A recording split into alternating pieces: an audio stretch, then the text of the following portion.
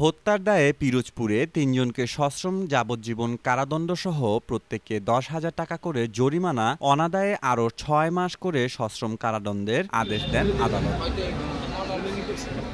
দণ্ডপ্রাপ্তরা হল পিরোজপুরের মঠবাড়িয়া উপজেলার বাঁশবুনিয়া গ্রামের শাহ আলম হাওলাদারের ছেলে মোহাম্মদ সোহাগ হাওলাদার, বড় শৌলা গ্রামের মোহাম্মদ মনির মৃধার ছেলে মোহাম্মদ সোহাগ মৃধা ও ছোট শৌলা গ্রামের মোহাম্মদ আজিজ মল্লিকের ছেলে মোহাম্মদ শাহিন মল্লিক। পিরোজপুরের সিনিয়র জেলা ও দায়রা জজ মোহাম্মদ মজিবুর রহমান মঙ্গলবার দুপুরে ওই রায় দেন। রায় ঘোষণার সময় শেষোক্ত দুজন পলাতক ছিল। জানা গেছে, মঠবাড়িয়া উপজেলার বড় শৌলা গ্রামের মোহাম্মদ আনোয়ার মিস্ত্রির ছেলে আরিফুল ইসলাম ২০১৮ সালের ১৪ এপ্রিল বিকাল ৩:৩০টার দিকে বাড়ি থেকে বের হয়ে আর ফেরেনি।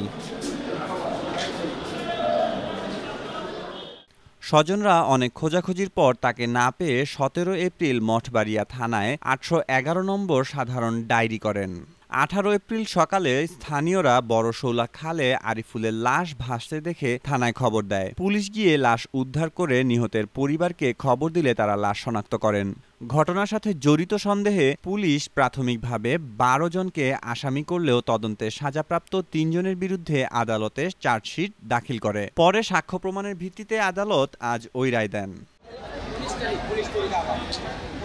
মামলার রায়ে নিহতের মা মোসাম্মদ ফরিদা খুশি হলেও ওই রায়ের বিরুদ্ধে আপিল করবেন কিনা তা জানাননি। মামলার রাষ্ট্রপক্ষে ছিলেন পাবলিক প্রসিকিউটর আবুল কালাম আকন ও আসামিপক্ষে ছিলেন অ্যাডভোকেট আহসানুল কবির বাদল।